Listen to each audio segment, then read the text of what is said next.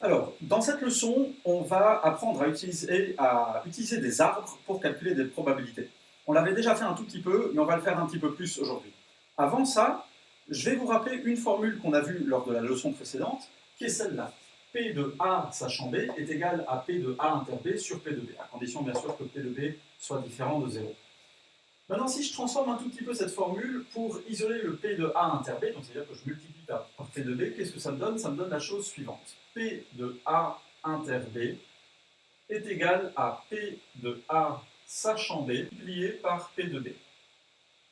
Voilà. Et ça, c'est le théorème numéro 2.11 de votre brochure. Cette formule-là, mettez-la dans un coin de votre tête, mettez-la au réfrigérateur. On va faire un exemple, et puis après, une fois qu'on aura fait l'exemple, on va faire le lien entre l'exemple qu'on a fait et la formule qui est ici. 2.17 de votre brochure, c'est l'exemple numéro 2. Et cet exemple dit la chose suivante. On a un sac qui contient 4 billes rouges, 2 billes bleues et 3 billes vertes. On tire successivement et sans remise 2 billes. Qu'est-ce que ça veut dire que ce successivement et sans remise? Ça veut dire qu'on tire d'abord la première, et puis après la deuxième, mais aussi qu'entre les deux tirages, on ne remet pas la première bille dans le sac. Donc la première bille qu'on a tirée, elle est sortie du sac, donc ça veut dire qu'au moment du deuxième tirage, évidemment, on est sûr qu'on ne va pas tirer celle-là, on en tirera une autre. Maintenant, on nous demande de calculer la probabilité de certains événements. Événement A, les 2 billes tirées sont rouges. Événement B, la première bille est bleue et la seconde est verte. Événement C, une des billes tirées est rouge et l'autre est bleue. Et puis juste en dessous, on désigne quelques événements qui vont nous aider à résoudre l'exercice. R1, c'est la première bille tirée rouge. R2, c'est la deuxième bille tirée rouge. B1, c'est la première bille tirée bleue. B2, c'est la deuxième bille tirée bleue. V2, c'est la deuxième bille tirée verte, et puis on ne nous demande pas V1, mais on aurait pu définir encore V1, la première bille tirée est verte. Voilà, alors j'ai représenté la situation ici avec les 3 billes vertes, les 2 billes bleues et les 4 billes rouges. Et puis maintenant, essayons de faire des calculs. Donc commençons peut-être par le premier tirage. La première bille que je peux tirer, elle peut être soit bleue, soit verte, soit rouge. Alors représentons ça par ces possibilités-là. Donc on va dire qu'elle est rouge, ou elle est bleue, ou elle est verte. Et puis j'ai une de ces trois possibilités. Voilà. Quelle est la probabilité qu'elle soit rouge? Comme il y a 4 billes rouges sur un total de 1, 2, 3, 4, 5, 6, 7, 8, 9 billes, la probabilité qu'elle soit rouge est de 4 sur 9. La probabilité qu'elle soit bleue est logiquement de 2 sur 9. Et puis la probabilité qu'elle soit verte est de 3 sur 9. 3 sur 9. Voilà. Ça, c'est pour le premier tirage. Alors, je vais appeler ça R1, B1, V1. Et puis, comme ça, on retrouve les mêmes noms qu'on nous proposait tout à l'heure dans l'énoncé. Et puis, pour le deuxième tirage, eh ben, ça dépend. Si la première bille était rouge, la deuxième, elle peut de nouveau être rouge, bleue ou verte.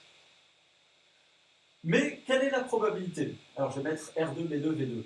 Ben, si la première était rouge, il y a une des billes rouges qui n'est plus là. Donc déjà, il n'y a plus 9 billes, il n'y en a plus que 8. Ça, c'est une chose. Ensuite, des billes rouges, il en reste combien? Comme j'en ai enlevé une, il en reste plus que 3. Donc ça veut dire que la probabilité que la deuxième bille soit rouge, eh ben, c'est 3 sur 8.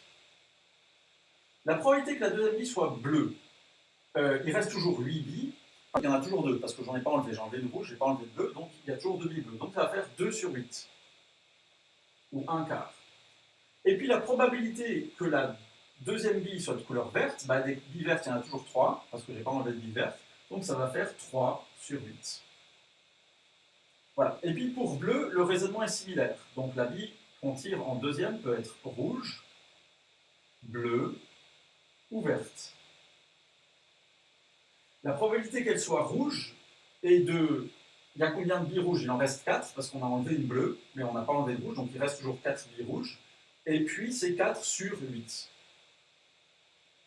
4 sur 8. Pour les bleus, c'est 1 sur 8. Et pour les verts, du coup, c'est 3 sur 8. Et puis finalement, si la première bille qu'on tire est verte, alors pour la deuxième, R2, B2, V2, la probabilité qu'on tire une rouge, ça va être de 4 sur 8. Une bleue, c'est de 2 sur 8. 2 sur 8. Et puis une verte, c'est de 2 sur 8. Voilà. Et puis maintenant, avec ça, on peut répondre aux questions qu'on nous posait. Donc, si je veux savoir, l'événement A, c'est la probabilité que les deux billes tirées soient rouges. Donc, pour que les deux soient rouges, il faut que la première soit rouge et que la deuxième soit rouge aussi. Donc, il faut qu'on ait à la fois ça et ça. Du coup, P de A, qu'est-ce que c'est? P de A, c'est égal à, c'est égal à 4/9 fois 3/8. P de B, la première bille est bleue et la seconde est verte. Alors si la première bille est bleue, on est là, et la seconde est verte, c'est ici. Donc P de B, c'est égal à 2/9 fois 3/8.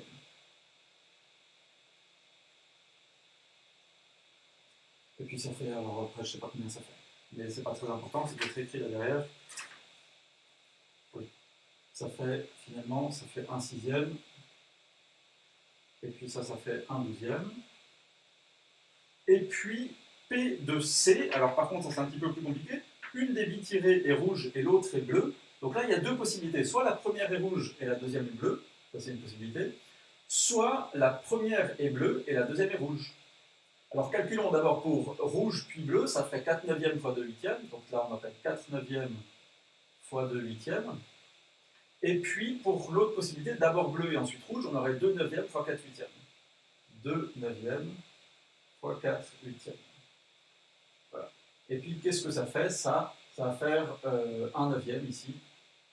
Et là, ça va faire 1/9 aussi.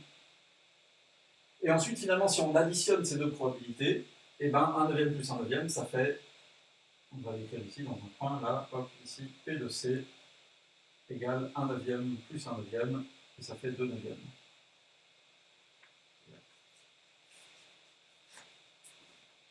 Si on compare maintenant à la formule qu'on avait tout à l'heure, qu'est-ce qu'on peut dire?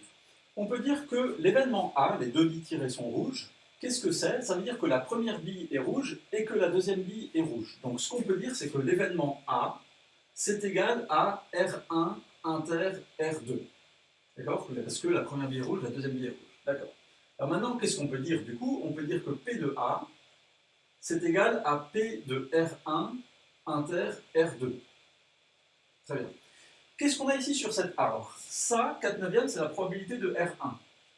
Donc ça, on peut écrire que c'est égal à P de R1. Égal ça. 3/8, qu'est-ce que c'est? C'est la probabilité d'avoir une bille rouge au deuxième tirage, sachant qu'on a eu une bille rouge au premier tirage. Donc ça, en fait, c'est P de R2, P de R2, sachant R1, est égal à ça. Donc ce qu'on a fait en fait ici comme calcul, on a bien fait P de R1 fois P de R2 sachant R1. Donc on a dit que ça c'était égal à P de R1 fois P de R2 sachant R1. Et ça c'est bien la formule qu'on avait tout à l'heure, à savoir que P de R1 inter R2 c'est égal à P de R1 fois P de R2 inter R1.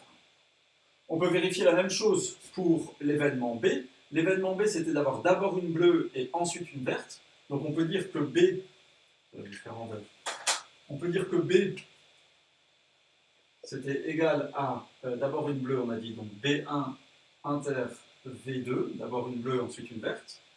Et puis, ce qu'on a calculé, en fait, c'est P de B1 inter V2, c'était égal à P de B1, ça c'est P de B1,